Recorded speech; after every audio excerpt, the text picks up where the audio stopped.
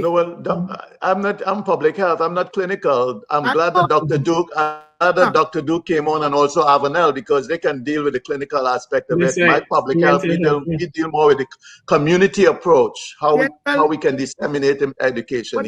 So everything she did a community approach. She didn't give you anything to do right now, so that's why I like your smile. No, but we did hit the community approach, talking about education and getting the community centers or churches. And yes, I have learned so much. I have learned so much today, I tell you. I have learned so much. Thank God for this. Thank God for Dr. Cindy Duke. Thank God for Avanell and also Joanne. I think Joanne wanted to make a point earlier. Yes, but you might have missed it. Yes. You know, what she was saying about I think she point get covered, you know. Dr. Duke cover everything, no? No, I just wanted to highlight something. She's just being a proud mom. But go ahead, Joanne. Yeah, it's true. You know, with regards to the Tobago context, when you said about certain drugs also heighten sexual desire, and then you also said that as a nurse, for example, like Mary said, I think she's a nurse prescriber as well, so she would know what she's giving, who is coming to her. So this, in the Tobago context, if we are looking at treating people with mental health disorders, and for example, if somebody has a heightened sexual desire because of the medication and because they're already heightened because they're secreting, was it too much serotonin or something? Yes. So now we need to have the trained personnel. Yes, you have to ensure that we manage the issue of mental health, because there's so many points that were raised, Sydney, as you were speaking, which is very, very much important as with regards to moving forward with the development of Tobago, and it's specifically for the crisis of mental health. Somebody who practices out of Trinidad and Tobago, Coco, and I know Mary's espoused this on the show before. I think one of the biggest sadness is, and of course, you know, because we're proud to say Trinidad and Tobago is the wealthiest country in the Caribbean. But if you actually look for some of the most modern drugs that can address a lot of the things we're talking about, many of those medicines are not available in the country, right? Even when we talk about diabetes and the more advanced medications for diabetes, certainly for things like blood pressure and so forth, definitely for mental health. So I've had some people for whom I wanted to prescribe very special things, people who I wanted to prescribe things to help with hot flashes. So one of the antidepressants, paroxetine, in very low dose can effectively treat hot flashes, such that if you... in Tobago, and I couldn't find it, you know, so I had to, eventually we were able to procure it from a special pharmacy in Trinidad, because I called, spoke to the pharmacist himself, and he was on his way to India, where he gets medicines. And so I went over what I needed, and he was able to bring it back from India to stock. And he was like, I'm only bringing it because you say you're going to prescribe it. No, Dr. Duke, if you're not going to prescribe it, we're not going to bring it back. But I think one of the issues is exactly how much are we investing in healthcare, and what aspect of healthcare are we investing? Are we just invested in same old, or are we actually investing in the state of the art? Now, I would argue, especially pre-pandemic, that for the wealthy, and this isn't an argument based on Trinidad and Tobago, this is an argument I've made for countries around the world where the wealthy have access to board a plane and seek the care they need. Board a plane and get the mental health care they need in privacy.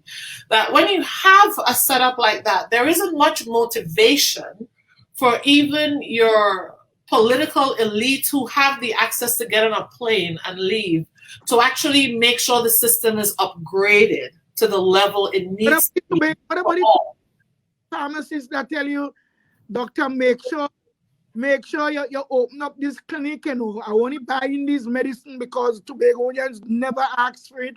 No doctor ever prescribed it. Yeah, he did. They don't know. He did. Yeah, it hasn't been. No, he was like, "Whoa, you're asking for what?" He said, "I've never prescribed that in Tobago." And I said, "What do you mean? It's one of the." That's commonly used there, paroxetine. I know of it, but I never had to use it here. Yeah, that's exactly what he said. He said, "I've been in Tobago this many years." So that was him. But the one who had to bring the stuff in from India, he's from Trinidad. But he was so nice, which is the other thing, like I personally haven't met. For example, when dealing with pharmacists in Trinidad, I haven't met a single pharmacist who was hard to work with. They really were all eager to raise the game, raise the bar. They were all eager, for example, for the telemedicine platform and what it can do for people. And Dr. Duke, you want to say a bit about the specialist that you talk with and ask him to do certain thing with a patient that they diagnosed with cancer, and he said, well, buy it for me now. Buy it for me. Yeah, he was like, if you can buy that stuff for me, I would gladly give it to her, but we don't have the money to afford that stuff. I mean, there's a lot, right? Again, I try not to. When the moment you really wanted to really be there, really want. But I'm going to ask one question again, Sydney, if I can. Now, with regards to sustainable development goals, where they are targeting 2030, that's 9 years away. Mm-hmm. One of the things that I highlighted was the goal number 3, good health and well-being for everyone. Yeah. Now, if the United Nations is saying to nations, this is what we want you to do. So what I'm trying to get here, because of all this problem we are having, not having these specific drugs in Tobago or wherever people can't access it, how can we access funding, say, for example, in the United Nations, where they can help people if they want to set something up, and also to help with regards to following and helping to improve things with regards to the sustainable development goals, because they are asking countries to do this. So asking the right person who out there doing so much, but no one responding, no one taking up the challenge. Before you ask something, they're ready to judge you. You live away where you know, and they wouldn't pay no interest. It's a lot. Look at Avi trying to do a lot of stuff too, but no one responding in the right way. But this is government. This is not. This is important for people. This is important. The funding that Joanne is asking about. So as an NGO, there's some things you can do, right? As a non-governmental organization. The limit is when it comes to dispensing medications with the NGOs, unless they're actually backed and supported by a physician, they're not going to be able to actually dispense those services in Trinidad and Tobago. Now, there's some NGOs that we have the Bubble Family Foundation that comes to Tobago once a year, I think maybe twice a year outside of the pandemic. But, the problem I have with models like this, and again, this isn't specific to Trinidad and Tobago, as someone who speaks on this on a national and international scale, I'm saying the very thing that I say about other countries, Trinidad and Tobago included. Just like I said, until the people with the money can not always have to leave to get services, we're not going to see equal access in the public sector when it comes to the public health sector, because there is private health in Trinidad and Tobago where they can access certain things. But the public health sector is where the majority of working class and middle class people go for care. And right now, that's where things are limited. That's where medications are limited, resources are limited, machines are working. The same thing goes for NGOs. So an NGO can apply for a grant, but usually the grants aren't enough to help you fund a daily clinic, a daily program. It's going to be enough to fund a 3-day thing here, a this day thing there. But the truth is, if you're really going to change non-communicable diseases, like they're saying, a sustained you actually have to be able to implement programs that now change people's lives every day, not just something performative, which is, oh, it's so nice. This group of people came and they did this amazing thing for 3 days and we all felt good and we went and we got our blood pressure checked for free and so forth. But most of the we get our eyes checked and they give us our glasses that they the truth is, we discovered this back in 2014 when we brought that first big thing in Tobago, was if you're not licensed in Tobago, the visiting nurses, doctors, etc., they can't prescribe things, right? You still need the doctors on ground to be a part of that. But then that becomes the question, right? If the doctors on ground are willing to be a part of a 3-day effort, what's keeping them from doing it every day of the year? You know, and I feel like as a governmental agency, those are the questions they should be asking. Is if our doctors are willing to partner with foreign people to do it for 3 days, 6 days of the year, a week of the year, what's keeping them from doing it for the whole year? Because usually then that means it's something institutional. There's something from the top that's prohibiting this from happening, right? If a Bubble Family Foundation could come in and get the people of Belgaden, Roxborough, and environs to show up to the Sid Gray complex and get their blood pressure checked, etc., and they're showing up because they believe they're going to get better access and services in those 3 days, you as the leaders are supposed to ask yourself, what are we not doing right?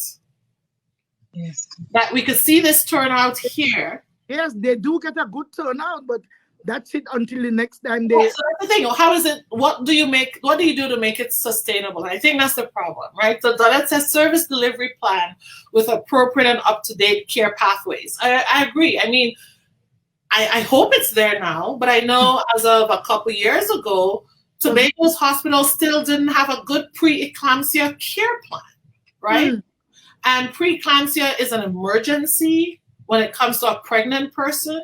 It's an emergency that can lead to them bleeding to death, lead them to having a seizure, lead to their baby dying, leading to them dying of hypertensive crises, liver failure, heart failure.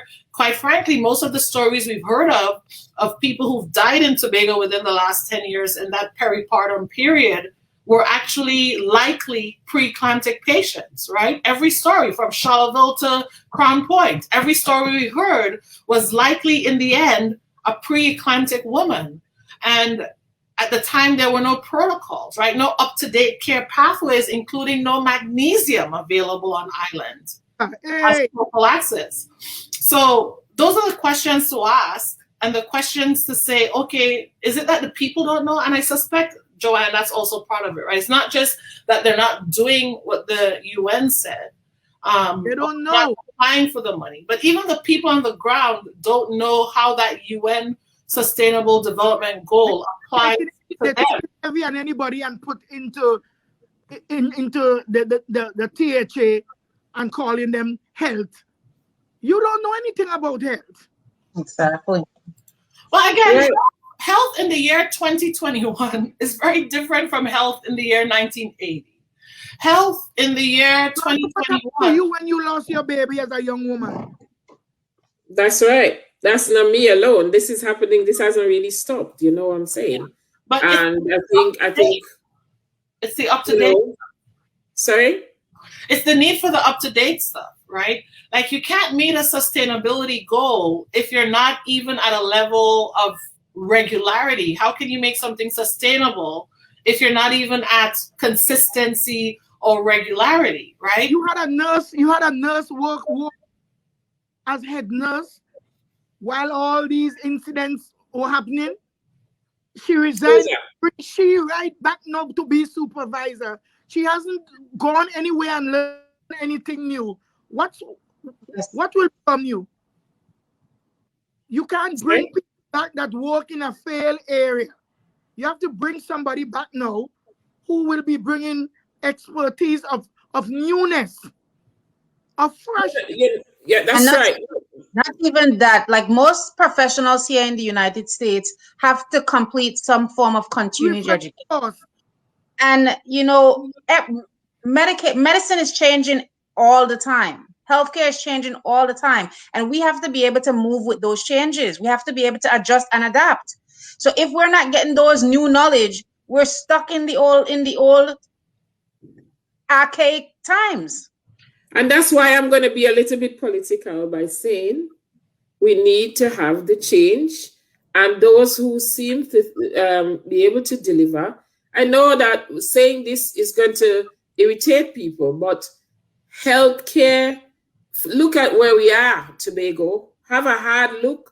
All of us, let's search ourselves and see how many of us have had a family member who have died, and where you believe that if there was the right systems in place, you believe that that person's life could have been sustained. You know, we've been having sudden deaths in Tobago where people are just walking. It's happened a few times and they just collapsed. And obviously that looks like an incident, a heart incident. And, you know, these are very young people who you want to be there, who increases the population, who brings some sort of service to the population. So how can we exist with the system and the way it is? And for those who are presently, I'm going to have to say it, who are presently governing, let us look at what is happening to our people and our population. Just look at health. And also, I wanted to highlight something, because I remember just before the election, our esteemed Prime Minister and fellow Tobagonian became ill in Trinidad, and he was able to have ready health care for himself. He was in Trinidad, so everything could have run quickly. But let's think about if he was up in Castara or Palatuvere and he had that problem, he would have had to travel all the way down. Then they would have had to fly him out and get him back to Trinidad so that he could get. And that is any person in Tobago who might suffer with things like that, and as a result, they will die. Yeah, so it's important for us to give Indeed. I'll give you another example, a fairly recent example, which is someone showing up to the hospital with chest pains, a very good story for a heart attack, is given evaluation and sent home with what effectively was probably a heart attack, right? Probably. With Panadol. And the issue with that is, I believe Tobago has a cath lab, right? So there was a step taken to actually put, because we know there's really very, very clear evidence. Like, this is not even debatable, right? There's very clear evidence that if you diagnose a heart attack early, get them into the catheterization lab early, not only are you able to reverse the heart attack, you're going to add 10, 15, 20 plus years to this person's life. So if you send them home, you're effectively shortening their lifespan. And yet that isn't discussed. You know, people, like, I know people know they have a cath lab, but nobody's asking, is our cath lab 24/7? Because a catheterization lab is only as good as it's open and functional. It's only as good as it's open and functional, because a catheterization lab isn't something where, oh, Earl had a heart attack 2 weeks ago. Let's get the catheterization lab open 4 weeks later so he could come in for an appointment. Catheterization has to happen in a timely manner, because minutes mean heart cells, mean life. The same thing goes with a stroke, right? Like, literally, you're taught in medical school with the modern stroke, particularly the modern, what we call ischemic stroke, that time is brain. Time is brain. Time is brain. And so, again, you know, a catheterization lab, I say kudos to whomever decided Tobago needed one. Amazing for thinking you needed one. My concern is that now that you put it there, why isn't it 24/7? Right? For a catheterization lab to be 24/7, you need to have an interventional cardiologist available 24/7. You need to have catheterization lab technicians and staff, which includes radiology technicians, available 24/7. That's how that works. And the way a catheterization lab works is you don't look at it and say, well, we only had 4 people come through this year, so it's a waste of money. You have to actually literally say we're committed to 24/7, and whomever we save and however many we save is what we save, because we're there 24/7, right? You don't watch a labor and delivery unit and say we're only going to open it 3 days a week. The people who show up in labor outside of those 3 days, oh, well, you should have come when we open. That's not how that works. When you have an emergency set up for something that's truly life or death, it's not about how often people use it, etc. So, you know, that's saying the cardiac catheterization unit has been closed with a modern machine. It has been said the Prime Minister took ill in Tobago and had to go to Trinidad. On the grapevine, they are now looking at restarting the service. Well, again, right, and it shouldn't have to be that it's only recognized a need because our most important political official felt the need and recognized this was missing. But it's true, right? Again, if a cruise ship pulls into port and a member of the cruise they have heart pain, chest pain. Here's the thing, right? Women experience, and of course, I'm about to get feminist here, but women experience cardiac symptoms different from men. They like to say they're atypical, but the truth is if women are about 51% of the population, women's heart symptoms aren't atypical, they're typical.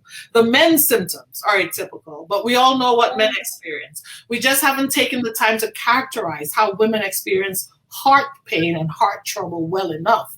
But the truth is, if a woman's showing up and she's got nausea, she's just expressing discomfort, she's got new onset anxiety and all that stuff, your cardiac team, pain in her shoulder, pain in her back, right? Women don't really have the pain going down the left arm or up to their jaw. They're going to have more things like, oh, I'm having weird back pain. It feels maybe like heartburn. They may feel like an elephant sitting on their chest, but not really. Usually her symptoms are more just, she's more irritable. She's just not feeling herself. That's usually the language that woman's going to use. I don't feel like myself. So what you're going to need is a special team who knows, okay, this woman is having quote unquote atypical symptoms. Let's get the cardiac team to come look at this EKG, make sure she gets her EKG, and so that they can mobilize the team and get her into the lab within the next 2 to 3 hours at most. And it shouldn't even take that long. And you see that one of the big things we have in the hospital in Tobago, when they go up there, what we call casualty, when they go up there, they sit in these waiting rooms for hours on end without being seen. And that is a huge problem.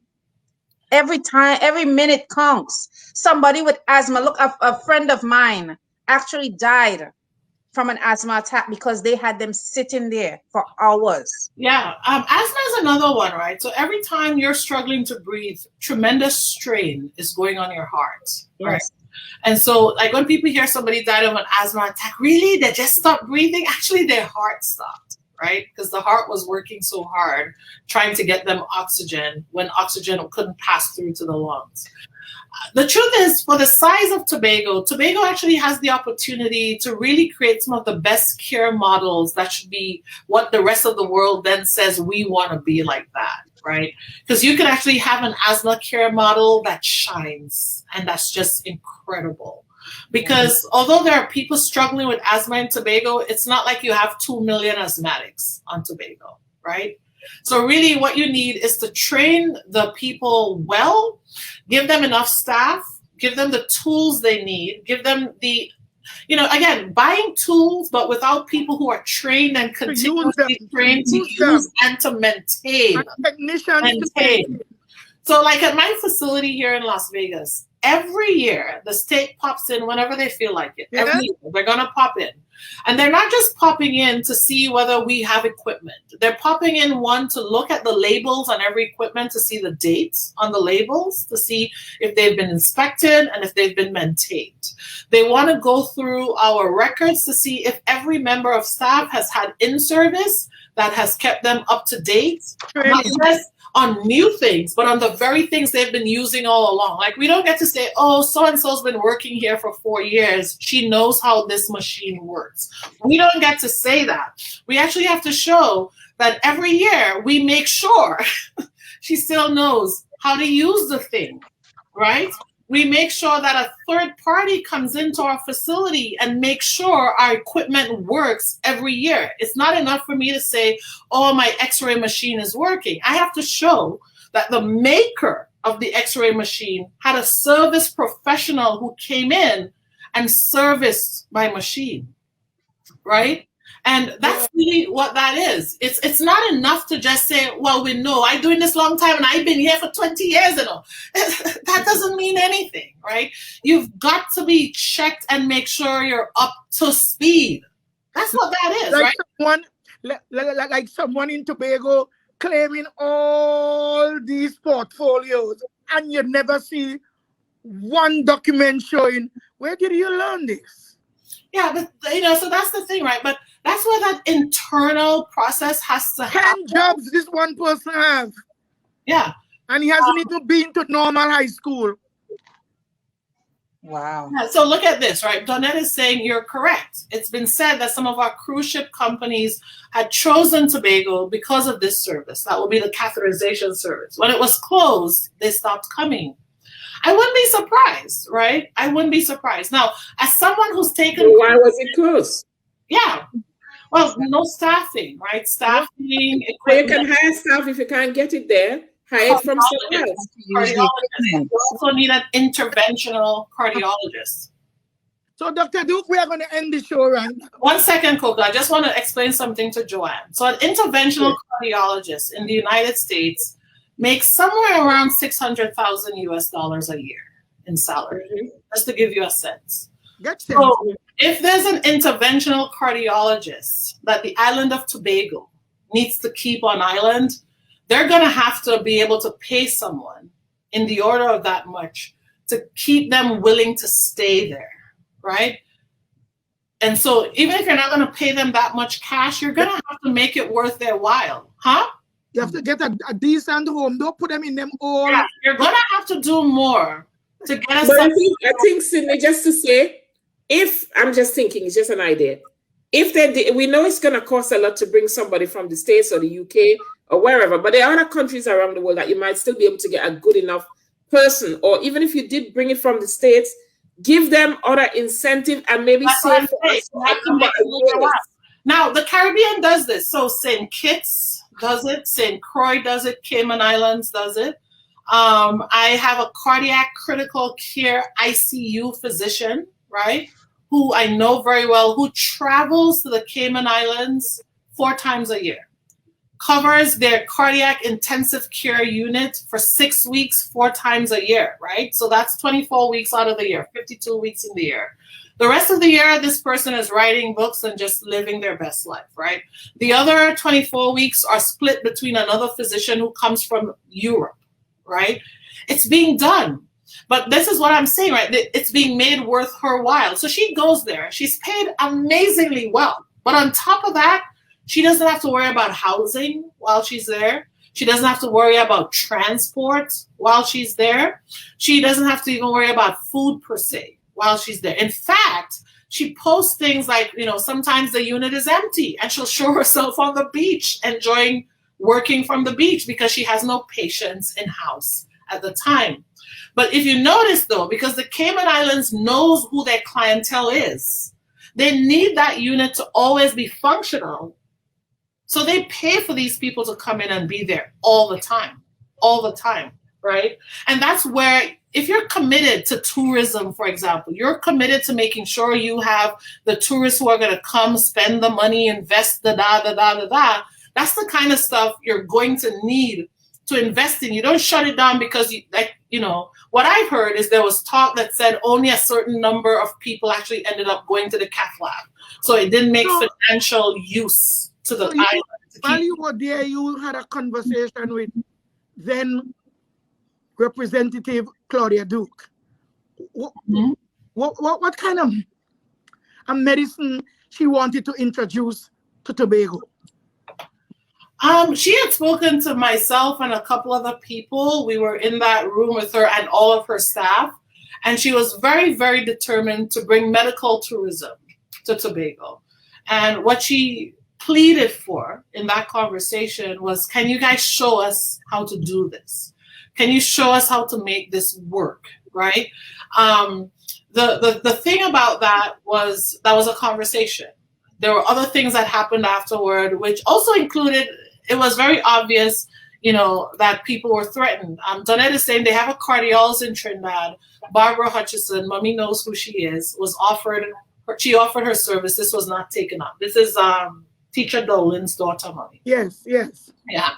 I don't think Dr. Hutchinson, however, is an interventional cardiologist, which, like I said, so she's amazing because she's one of America's only Black cardiologists, head of the Black cardiologists. Imagine that from Tobago. Dr. Hutchinson is no joke, right? She's the real deal, a pretty amazing woman, Roxborough born. and grew up in Scarborough before moving to Trinidad to go to St. Francois Gross High School. Right? This is a Tobagonian who was making a moves. Teacher Dowling's daughter. Yeah. And yet, but this is the thing, right? So someone asked, why can't they send a local to get trained and certified in that field? That's a great question, AJJ. Now, I've heard people say, well, you know, every time we send people away to train, once they find out how much they can get paid, they're not going to come back. Again, that's somewhat true. So again, it's up to the government to make it worth someone's while, right? Because maybe you send them to get trained, they come back, they work their training off, which is 3, 4, 5 years, but then they're going to leave because now they're so marketable. But the other thing is politics, right? You've got to stop making your doctors choose based on politics. Stop politicizing healthcare and physicians. Party, yes. Stop insisting that they swear allegiance to a party before they can actually see advancement in their career. But I could keep going on this, obviously. Yes, but we're gonna end our show next week. Next week we are gonna have this same team along with Dr. Pastor Wendy Lewis.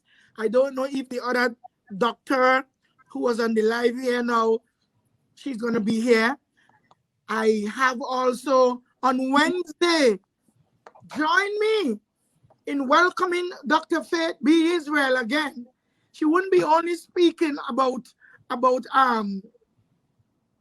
politics, which I want her to speak of, and because she had a very nice few days of teaching us about the legislative and legislation of Tobago. And I want her to come to educate my audience. And she's part of my audience right now because people really want to hear from her. And as Dr. Duke said, she's going to be coming in with some of her clinical advice also concerning what, Dr. Duke? You said I'm coming in with clinical advice? No, okay. Dr. Faith. Now, Dr. Faith is like Dr. Earl. She's a doctor of public health. Yes, she also studied neuroscience. So while she's not coming in with clinical advice, she can speak to the state of public health on the island. She can also speak. I encourage those in the audience who have questions, some of those public health questions they were asking about. She can speak to some of those campaigns. You know, prior to her being a politician, she actually worked in the THA and worked with many of the people who are now her adversaries, which again, I think is unfortunate when it comes to public health, that people, once politics gets involved, they become so venomous toward each other, which to me means they're not seeing the bigger picture, which is the people, right? The public. Yes. When it comes to speaking about health and public health delivery, the only way to do that effectively is, no matter what your political rancor is to always unite and coalesce for the people. Right? The people you serve, your patients, your community, your public health sector. But I think she's a great person to ask some of these questions you guys are asking. While I can answer a lot of things from the medical fraternity, I'm part of the medical board, so I get all of the communications and letters that come out of the board.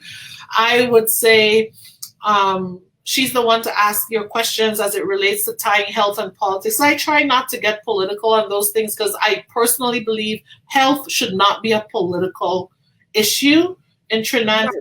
I think the reason why it's been floundering as much as it is because it has been overly politicized. And so if one party implements this thing, the other party and its supporters who work within the health sector feel like they have to make sure it fails, and vice versa, you know, and that hurts the people, right? Because health shouldn't be political. Yeah, health shouldn't be political. Like, I'll tell you this, if I were a politician and Earl and I were on different parties and Earl built a hospital and I come in after, by Jove, that hospital is functioning, right? I'm not going to leave that hospital. Yes. Founder because Earl started a hospital. No, right? You know, you look at the great hospitals around the world, the ones that work and work well, it's not about, oh, so-and-so started Mayo Clinic, those brothers, and because they were of this belief, we left it to fail. I went at John Hopkins waiting for my daughter to finish work, and she said, "Mommy, keep walking, walk and make up the time and watch." And when I start to read and how long that hospital started and who started it, I said to myself, "Oh, I wish he could have been around to see how this place looks."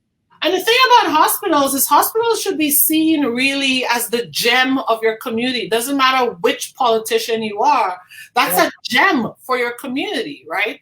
And so if anything, try to outdo the other person, not leave it to suffer so you can prove that they wasted money. That's again, in order to come in on this, Bloomberg is the guy that has financed millions. There's a wing that he built and all. Yes, the Children's Hospital. He named it after his mom. Now, Bloomberg is a graduate of Johns Hopkins School of Public Health. In fact, not only was he a graduate, he then donated money to it, which is why it's now known as the Johns Hopkins Bloomberg School of Public Health, right? So that's a private-public partnership. So Sydney, yeah. I think we're going to be looking to see that your name is on the Scarborough General Hospital. No, I'm good.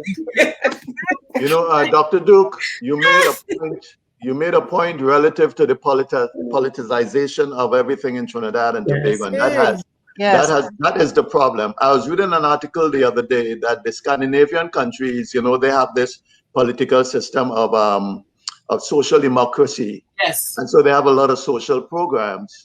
And one of the things that make it work, they have the highest quality of life, yes, the highest standard of living. One of the things that make it, as government change, government, they pretty much continue to build on what the other government would have done if it's good. That is what they do. They have vision. In the United States and even in Trinidad and Tobago, and they're all democracies, because in those Scandinavian countries, they're social democracies. Here we politicize everything, which is on, and the people are suffering as a result of that. They're suffering, and that's why we need leaders. Just 1 minute. That's why we need a leader. A leader is a visionary, right? He is the one who has the vision. He brings it forward. So that's very important that we have leaders who can visualize and put forward. Then we'll have those who would execute the vision that we put forward. Absolutely. So it's important for them to understand what their roles are as leaders. And I think this is where they're not seemingly understanding what that role is. Because it's all about party politics. It's all about party, my party, this party, that party. What about the people? Here's the thing, right? Until the people themselves, the electorate, starts holding them responsible by saying, listen, I don't want you politicizing health anymore. You see this? This is unacceptable. It doesn't matter what color jersey I wear. If I go up to a casualty, I expect this, right? Well, now they call it accident emergency. It's not casualty anymore. If I go up to A&E, I expect a certain level of service. It doesn't matter what color t-shirts I wear during a campaign. I expect this up there, right? Because that's the thing, right? What's left is you've got people who are now embarrassed to admit that A&E doesn't work for them because they wore the jersey of who's in power, right? And so they don't want to seem disloyal. But it's your life on the line. No. PNM people calling people who demanding stuff that PNM doesn't have. Oh, you're ungrateful. I can't understand how you're so ungrateful to Keith Rowley. I don't know what Keith Rowley give to everybody. They're blaming, right? So instead of saying, oh, I went to the hospital, I likely had a heart attack, and there was no catheterization lab, i.e. no cath team. Because here's the thing, right? It's not up to the emergency doctor to decide if you need a catheterization. It's up to the catheterization team, meaning that cardiologist should be coming to accident and emergency and looking at your EKG and saying you need to go to the lab, right? It's not up to the doctor in the emergency room to make the call as that final call. Somebody should always be there to come in and assess to know we got to bring you, right? Whether it's, okay, cardiologist is sleeping in their quarters, so we're going to send it to them by fax, or we're going to get them on phone by video so they can look, so they can say, call in the team. We're going to be there in an hour. Start prepping this person for catheterization, right? That's actually how that's supposed to be. But instead, this is what happens. People would go up there. Most of them actually aren't aware that the lab is closed. So instead, if you know they treat me, daddy, and they just send him away, now my daddy dead. Oh, God, people wicked in the hospital. But it wasn't that they were wicked. Their hands were tied. There's only so much they can do. Yeah. They can do in A&E without a catheterization lab, right? Sending you home and telling you go talk to your doctor tomorrow is actually a roll of the dice. It's a roll of the dice. Telling you if you could make it, if all you could make it, buy a ticket and get on the boat and land Port of Spain and go to Port of Spain General. It's a roll of the dice, which is why, unfortunately, we saw what happened to the young man from Delaford on the boat, right? Known heart problems. These are all things that are sad to watch because that shouldn't have happened. That shouldn't have happened, right? But instead, we chalk it up to some, because, it's used. They use the people to blame each other. They use the people to blame the attitude of the people in A&E whose hands are tied. Blame the attitude of the people who are working with poor resources, few gloves, etc. Blame it on them. Blame the union who telling them don't work. We strike because we want better. Right. Yes. Hey, wait a minute. How do we make the system work for all of us? Not some of us. All of us, because healthcare is not a partisan thing. And when you're having your heart attack, it's personal to you. That's your heart attack. It's not a red heart attack. It's not a green heart attack. It's not a black heart attack. It's not a yellow heart attack. It's your heart attack. Well. Avi, you have anything to say concerning what Dr. Duke just said, and from your point of view? No, Dr. Duke is actually right on point. Whatever affects you affects me. It's not just localized to one person.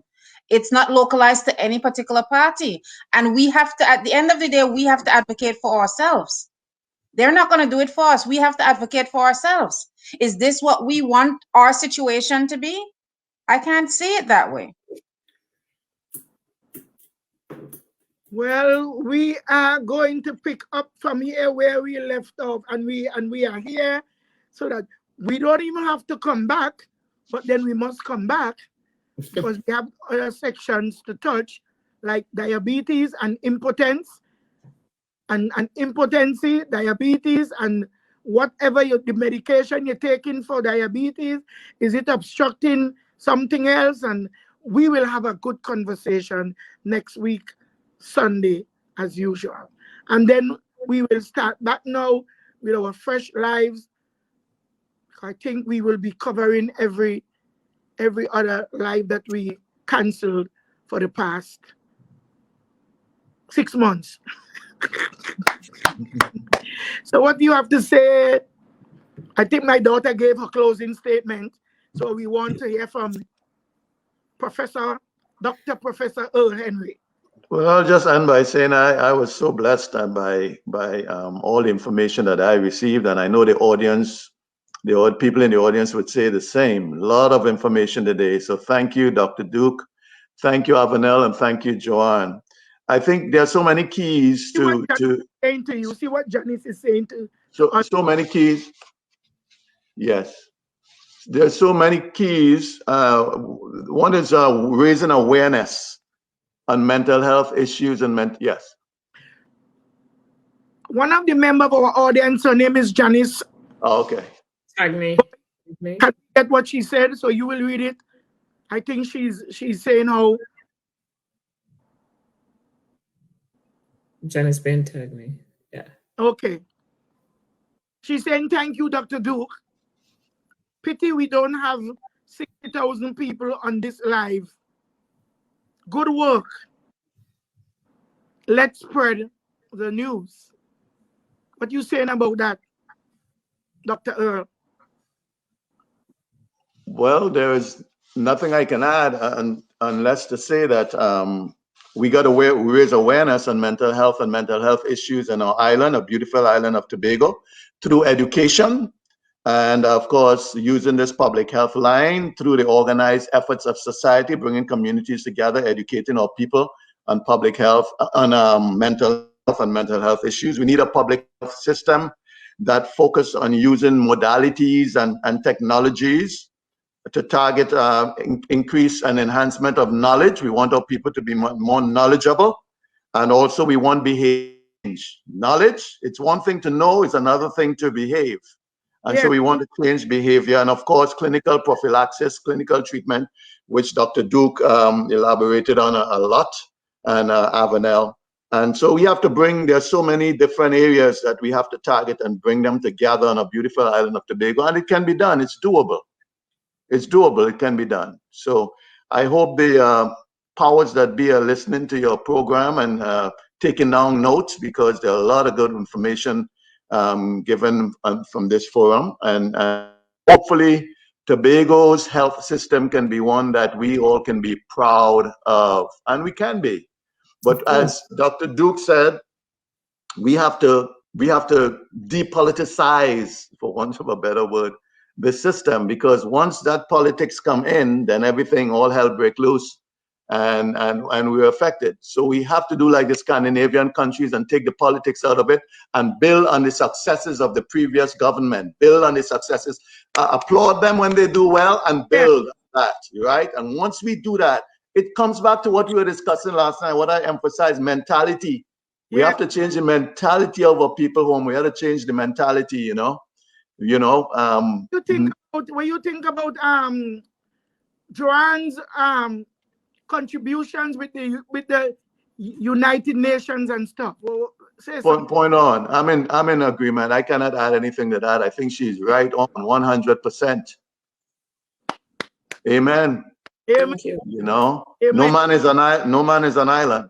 Yes. We got to take all the help we can, and there's a lot of help. There are a lot of help out there for us in Tobago, from the United Nations, from the World Health Organization. I think our government has a relationship with the WHO, and because people should be sending complaints to the World Health Association, because Trinidad and Tobago think they are part of it. They are member, 195 countries, and we are a member. Signed up to that, the whole world.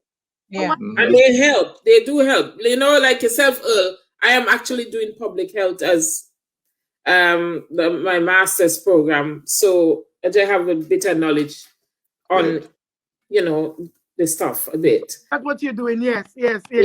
So should I give my closing thing? Sure.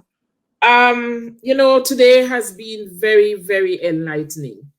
For Dr. Duke, the information that you've put forward, the wealth of information, I can see the comments and how people have been very riveted to what you are saying. And I hope that not just the people on the ground in Tobago is just looking at you. I hope that it could get to the people who are our leaders, and to understand how important we feel about these issues in Tobago, and how we should be reaching out, all of us, wherever we are, to help to build Tobago and to make it what it should be, and to highlight the Sustainable Development Goals. It's about, there's 9 years left, because they targeted 2030 to try and achieve some of these goals, if not all of them. And I think some of these goals, which I didn't mention, I'm not going to mention them all.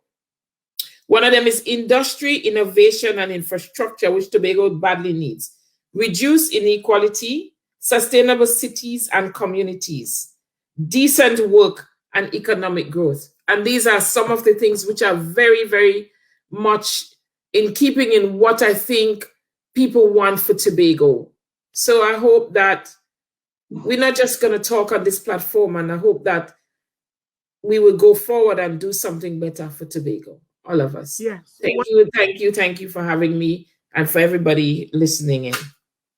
Well, you are very much welcome, and we couldn't have this without you. Your contributions are so valid and so and so necessary. You understand me? We are a people that lacking a lot of knowledge. And there is a scripture that says that we will perish for the lack of knowledge. Yes. So let's go now to Sister. Thank you again, Jojo. Thank you again for for giving us your Sunday night, because what time it is there for you in London? 10:18, but that's okay. Thank you so much. Yes, all right, no problem. So, Avenel, can we have your sustaining? Yes, Nanny. So I would start off by saying today was definitely a teachable moment and a great experience, if not by far one of my, like, I always love hearing Dr. Duke. One of my best forums was today's forum. And like they always, in my school when I was growing up, they taught us that education was the key to our success. And educating our community is very key. And like the person said, it is a shame that only a small number of people had the access to today's forum. And my hopes in the future is that we could do these type of educational activities on a community basis, not just online, but also to the ones that don't have access to computer services, that we could have people going into communities and giving those type of services, teaching the community about mental health issues, teaching the community about issues within whether it be diabetes or asthma or heart issues or cholesterol issues, eating the right way, maintaining active lifestyles. It is important that as human beings, we keep active. It reduces depression, it helps with anxiety, and it helps to maintain a healthy heart. We have to eat the right things. And for people who are experiencing mental health issues that they may not necessarily know if that is what it is, and you have not seek or sought out help, I implore you to maybe start keeping a chart of behaviors. Keep a chart of your mood changes and take that information to your doctor.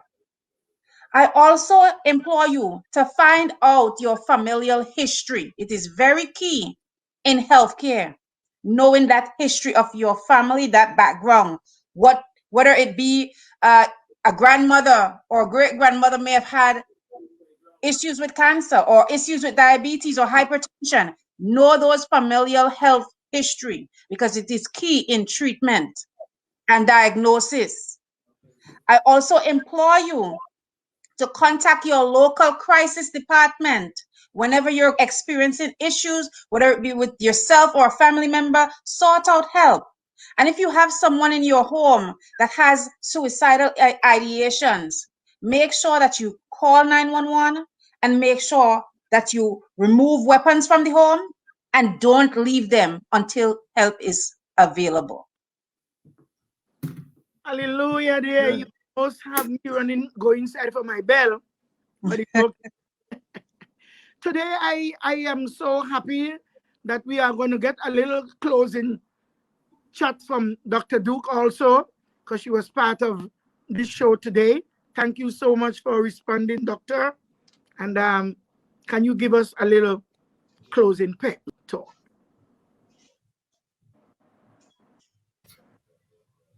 What else do you want me to say, Coco? Thank you, Mama Coco, for having the show. Okay, well, thank you so much to Dr. Professor Earl, Joanne, Avenel, and Mama Coco for indulging me and having me on the show. As you know, I usually have my own shows, but it was indeed an honor to participate in this panel. I think mental health, talking about mental health and mental illness is an ongoing conversation, so I welcome you guys continuing to do this. It's so taboo, the fact that we don't really talk about suicide in our communities. I still vividly remember being a child and seeing people running to head up into the woods because someone had committed suicide. And I still try to process those memories, you know, almost 40 years later. Because I'm not sure that things have changed much. I think as communities, you know, again, we don't, as I said earlier, we don't hug our people enough. And when I say hug, I don't just mean physical hug, but people need to feel hugged by the warmth in which we show to them, the warmth in which we express understanding, the warmth in which we understand grief, by the space in which we provide to allow people to speak. Go ahead, Coco. I want to emphasize right there where you said that we ran into the woods there up Argyle Waterfall Road, where this young man, he's a bonus from Roxborough. He lived in Trinidad, and he came back around 25 years old around there. And the same thing that we are talking about, he took his life hanging from a tree. Right, from Roxborough, but Street Roxborough. I know a whole lot of people in Roxborough may never remember it. I don't know why your memory is so dark. Well, I think our memory is limited, one, but two again, right? So like that happened. At no point at that time was there any community conversation about what are the signs and symptoms that maybe were missed, right? How do we support the next person? Because more suicides happened after that. For me, that was the first time I'd ever heard of suicide. I remember being a child trying to understand how that happens, right? And why someone did that. I remember going to the funeral and trying to figure out if the person was really dead, because that was my thing, right? As a little kid, I really went to funerals because I felt like I always saw the people breathing. I did nobody would see this. That was my thing. I was like, how are they all missing? This person is still alive, you know? And I actually was in a forum on Saturday where I finally recognized the time I stopped doing that was after starting medical school, doing anatomy class and the process in which they walked us through that. But before that, because I always felt like, what they just missing this, but that stuck with me. You know, the body coming down in the back of a van when it happened with Bull stuck with me. Yes, because that Jeep. Yeah, those things stuck with me because again, I'm getting goosebumps.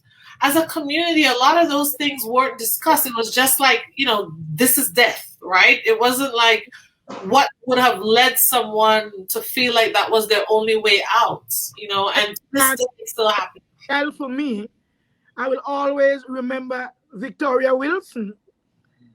She lost a baby, and to see how her mother pampered her and treated her like, my God, so sweet. She banged up her daughter's head, and Victoria losing it, and this little baby, this little child, they have to put in a hole right by that little building there in Argyle Cemetery. And I was a young girl and trying to access what the hell happened here, you know?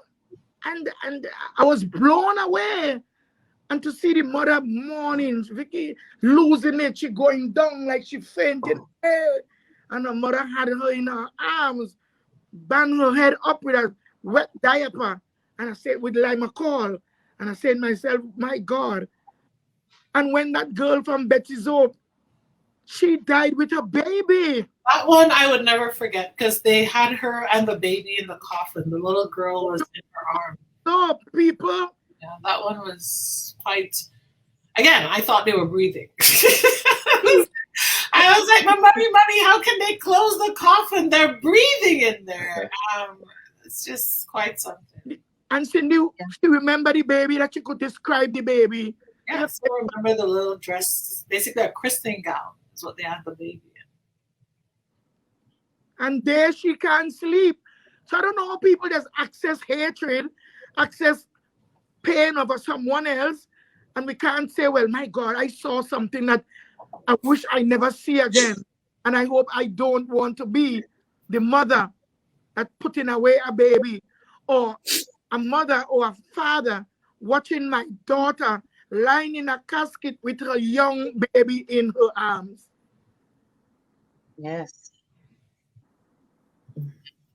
And it's sad because I remember, I don't know if Joanne remembered this also in our village when we had the priest, the Catholic priest that took his own life. And we went to school that morning, and as old as I am now, I can still see the image.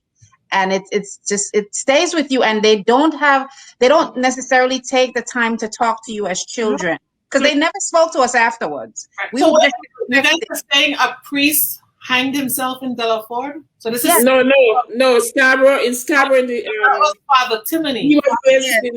He was a Scottish priest. Yeah, they buried him in Trinidad. Yeah, he hanged himself and stuff. Well, listen the irony with this. He married Sandra Bell. Cindy was there. We saw him. He's the one who officiated in the wedding.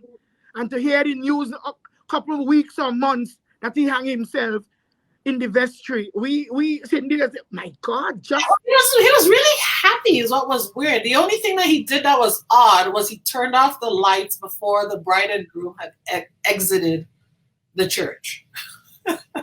Right? And which one of the priests was that? The Catholic priest that I know hanging himself.